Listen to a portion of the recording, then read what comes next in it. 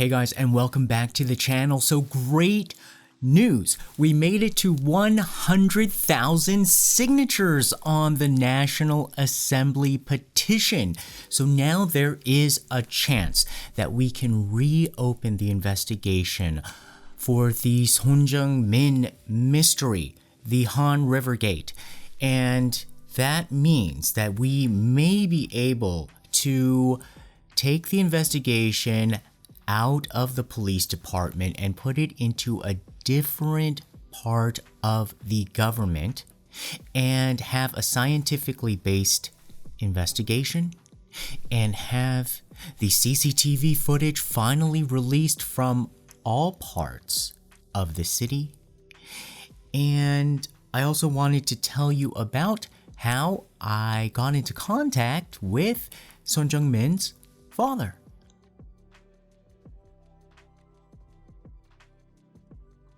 So thanks to everybody who encouraged all of your friends in South Korea to sign the petition. It was kind of like a nail biter because there would be a surge and then it would just trickle and there would be another surge. So I know a lot of you guys really did help out with trying to get people abroad to really just log in and do the petition. And thank you to all of you who did sign the international petition as a gesture of support. And that has been going well, I think, as much as it can. And I emailed a link to SJM's father, and he replied and he said that he had already heard of it because somebody had sent it to him. And I just explained the situation. I said, I don't know if I should have done it because, we never really met. We've never even really talked, but I thought that it was just time was of the essence. We really needed to get kind of like a dual momentum there, put pressure, put more eyes on everything. And we just wanted to really help. And if this could help you in any way, please just use it however you want. And he said, thank you for paying attention to the case. And if there's anything more you need from me, let me know. And, I think if there's anything more that we can do for him, he should let us know. Because I think in the next part of this case, going to the National Assembly, the thing that really worries me is this committee. And what did I tell you guys about committees in Korea? Especially if you go in with a pencil. Yeah, when they just erase scores to try to get the result they want after the fact. Let's say they couldn't, massage the results before, during. Well, they can get to it after if they have the scorecards in pencil. They've already put their friends in there and they've already kind of given them hints on where it should go. But goodness forbid if they had to, score according to the actual performance. Well, that can be totally taken care of with a pencil-based scorecard. In my experience, true to form. So the thing that really worries me is that now this petition goes to a so-called committee in the National Assembly that then decides whether it goes to the floor. So now what I would like to suggest to SJM's father and Hwang Kyo Ahn, whom we'll get to later, and anybody else who has a direct role to play in the next step, is to find out how exactly this committee operates and who is on this committee. Because I think we need the names. We need all of the names of the committee members. We need to make it fully transparent. We need to make this we need to put they need to be in a glass box, okay? We need to put an avatar on them like every single day and hold them accountable. And we also have to ask if this hearing, when they discuss these petitions, if they're public hearings, and if they're not, we should ask why.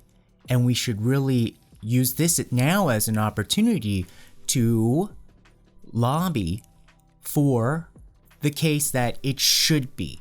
It should be. It's a public petition, and then the decision on whether to accept a public petition or not should also be public. Because why? The National Assembly represents as well the public, right? I mean, if you want something private, set up your own business. I mean, this is also a capitalist democracy. You can go do that with your own money.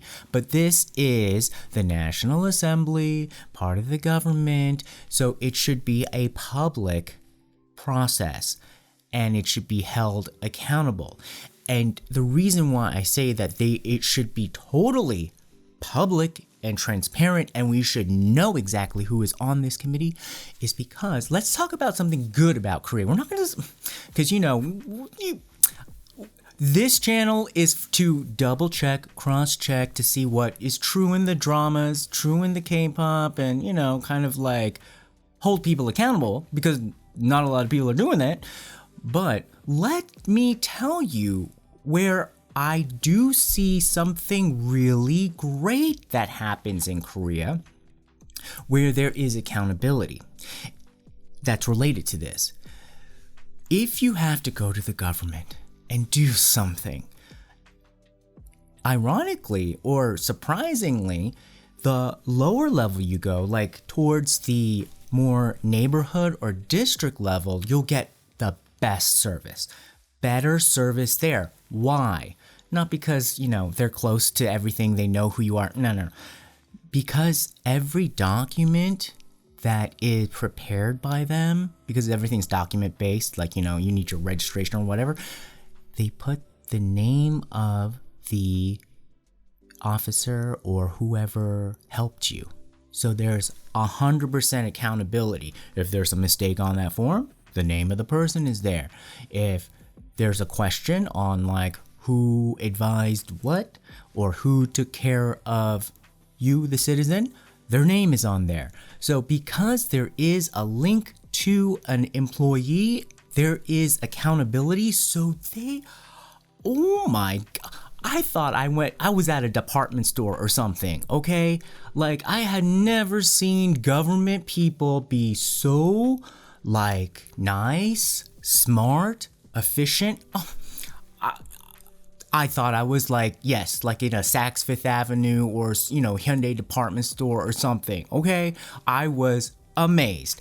And it's all over. Like, it's not just in a few, it was all over. Then you go way up. You start going up the towards like the national level where there is no accountability, where they don't put their name on any of the documents. And I swear, I thought I was in a third world no offense to third world countries, but yeah, a lot of third world countries are run by dictatorships. I thought that, oh my God, like where was I? It was so horrible, and I think I have to go through the process again, but it was so bad. This is why I think we need 100% accountability, because if we're gonna go through this again, and we're just gonna get like a form letter that we like we did from the Blue House, then I don't think these mothers, these people who are the 100,000 people, I don't think they're gonna, I don't think they're going to go easy. Now let's talk about what happened that was good, that kind of like led to this crescendo of 100,000 signatures. Good job, guys. Good job. Again, deserves another, clap. This weekend, Chongi TV, the ninja guy, he organized a vigil at the Banpo Han River Park at the memorial site for Son Jung Min. And you can't call it a protest, you can't call it a gathering because of coronavirus. You're not allowed to have them, but you can just kind of individually be there randomly and boom, oh my god, you're all there together. That's how they kind of do it. SJM's father showed up, and also Hwang Kyo Ahn, you know, the presidential candidate and the former acting president and the former justice minister or whatnot, you know, really big politician who is backing this whole campaign to reopen the investigation and find out the truth as to what happened that night. So this was a really great event to show that this is a national issue that has a very big politician who is willing to go to the end. Son Jung Min actually is an alumnus of the same high school. So they're like the same, you know, high school alumni. And that is a huge thing in Korea. So that really does cement this loyal bond. It sometimes will be more important than college, depending in Korea. So before we said like, wow, somebody on his campaign team is related to the Son family. And now they realize that they went to the same high school. So, all right, now they're bonded. Now he's going to go to the end for it. But he did also say that he wanted to bring structural change so that this doesn't happen again. And he said that, you know, Son Jung Min is a son of Seoul. He's also a son of Korea. So he's really personifying SJM again, just like most of the people who really care about this issue, and even you guys around the world, you can really see how even if you're not Korean in Korea, that this is a very common human story, that this can happen anywhere. And this can happen to any system of a society if you let it. And we have let it here in Korea. And that's what he also said. How did we let it get to this point in Korea where we don't care and we let this happen? And he wants to stop that. He says, how could we have not protected Jung Min? And how is it that we are not protecting him and his family right now? He also is very active in the church, so it almost seemed like he was a little bit like in church mode in some of these moments, and he almost let slip. He was like, and then as God as my witness, and then as the people of Korea as my witness. So that was funny. Oh, and then another funny thing was, all right, if you do want to check like whether like those, you know, politician movies are like real, like, yeah, there was like a real moment. Like he was going like, oh, you know, politician-y. And then like there was some dude with like a camera going closer and closer. He's like, I don't know, dude, you could get the shot from back there. And then he went back to politician-y. I mean, he's a politician.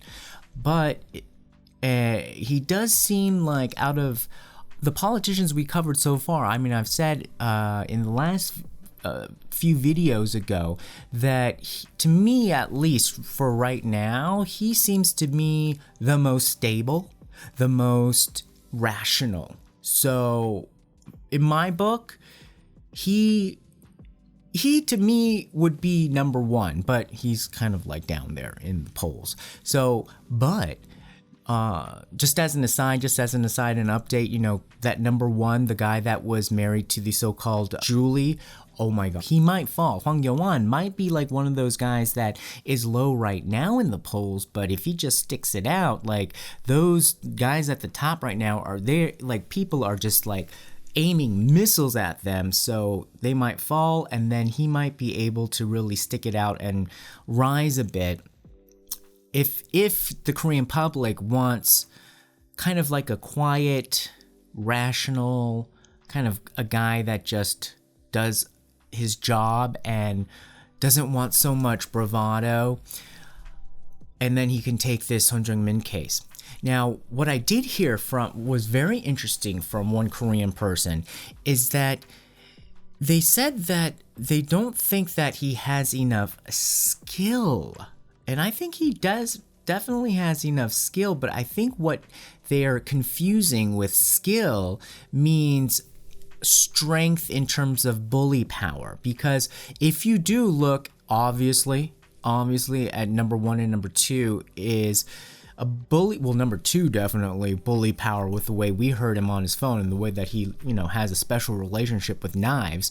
And then number 1, it seems like he has a different type of bully power with the way that he's able to use the drinking culture probably in Korea. But I wouldn't say that those are governing skills. Definitely not. So hopefully we can get the structural change that he's talking about, because he's saying look, what if this happened to your child? That's what you have to really think about. And a lot of Korean people, when they do just sort of let this pass by, they're thinking not my child. I mean, it doesn't affect me. But that's the thing, and that's the sad part. When it does affect your child and you see other people just not care and pass you by, wait till it happens to you and you'll see what happens when you get that feeling. Hwang Kyo Ahn was asked by Chongi TV, what will be your role in transferring this investigation to the prosecution? And he says that, right now he doesn't think it's near the prosecution, that it's still stuck with the police. He says that the pressure will be on if he's able to get any kind of control over this, that he will put pressure on the police, and that he will try to remove deadlines on the investigation so that the investigation could be more open-ended, so that they can get the evidence and make sure that they can get a proper conclusion and find the answers that people are looking for. And he said that he's not just going to use these words, he says he's not just going to be like, hey, being all politician-y. He says he's actually going to back it up with judicial action. And that's his background. He knows how to make actions and use the system. That's why I think I like him and I lean towards him, because, I'm like a system person. And, if you know how to work the system and, quietly just, drop the plan, make it, and then implement it, I like that. And not be all dramatic, I like drama, but, not when you're working, just do it. And so he seems like he knows how to do that. So if he can do that with the SJM case, then I think we'll be in a much better position. All right, so we also heard from SJM's father, and he spoke briefly. He said thanks to Hwang Kyo Ahn, who took time out of his busy schedule to go to the vigil, and he thanked the people for carving out their time. And he said that there were so many times during this whole process that he really wanted to just give up and quit, because he knew that SJM would not come back. So what would be the point?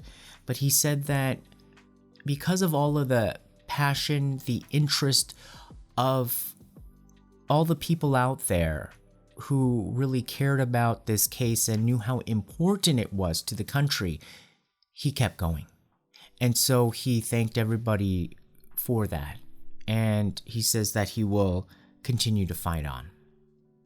So during the song interludes and breaks, Hwang Kyo Ahn and SJM's father were sitting down on the grass on a little mat, and there were some conversations between the two, and at times it looked like they were talking a little bit about strategy. And there was one moment that I caught between them where it looked like SJM's father was indicating a little bit towards the riverbank, towards the area of the drainage tunnel. So I was wondering, perhaps he was indicating, maybe he was saying we really need to check on that.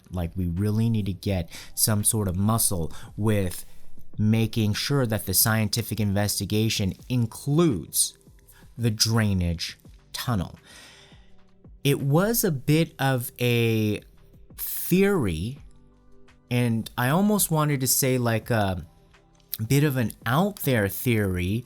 When I uploaded the video, I didn't know, how you guys would respond to that, but a lot of you, so like most of you guys thought like, wow, that makes sense. It kind of puts in the last missing piece of, that's how he couldn't have been discovered in obvious shallow water. It's obvious that's how his body was preserved and not eaten away or dissolved in water after 5 days. That's so obvious that he was able to be hidden so quickly.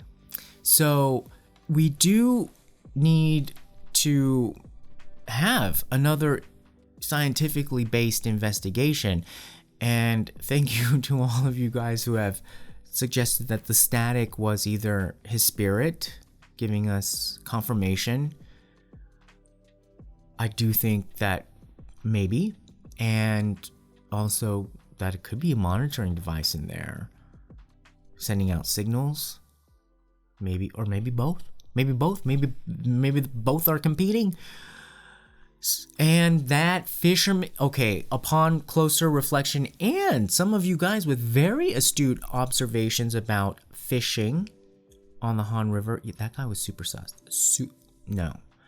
Now, thinking about it again, that fishing rod was almost like, like one of those junior fishing rods that kids would use, like it even would like just, like I remember, like when he went back up the riverbank, like he had just like popped it out as, it's kind of like one of those things where you just like, it's like a 2-piece and you just like pop it together and then just, fish. And I don't think he had any real bait. One of you guys said like, well, if he was really fishing for bass, like he would have most likely a stool to sit on, tackle bait, something to put the bass in. He had none of that. Just his like commuter backpack, as if he just came off of the subway. And he looked really young from afar, but then up close he looked like he was like late 40s and his face was like weathered. So I was kind of like shocked by that. And then that area, again, remember, that super shallow water, so bass would not be swimming up there. And with a small rod like that, your reel is so small, you're not going to be able to cast very far out. So what kind of, no. And then you guys said that also it's not the season for it. On top of that, that area is not zoned for fishing. It's illegal. It's the area where supposedly those fishermen who saw that person go into the water and say, ooh, how refreshing it was, that's the start of the legal fishing area where you're supposed to go fishing. So yeah, that guy was a little bit suspicious. And yes, and I do still stand by when he was like, when I asked him like, oh, what are you hoping to catch? And he was so smug when he was like, 글쎄요, like as if like, I think I got you, and then I was like, well, I think I got you. And then I think like it kind of threw him off, and he's like, a bass. And so I think we're kind of like going back and forth there. But that was really weird. And one last thought about the fishermen again, but the original fake fishermen. They said that the person that went into the water and said, ooh, how refreshing it was around like 4:40, right? And so if perhaps when Burberry Lady also went down to the riverbank around that time, maybe she's the one that kind of dragged SJM from the water and kind of like floated him towards the drainage tunnel, and then,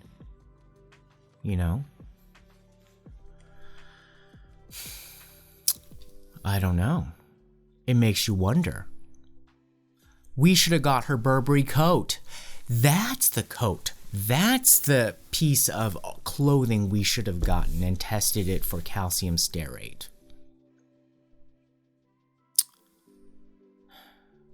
There are a lot of unanswered questions. See, we should have done that show, Unanswered Questions, not Hot Daddy. Not so hot anymore. All right, guys, let me know what you think, and we'll see you again next time. And thanks again. We made it to 100,000. Bye, guys.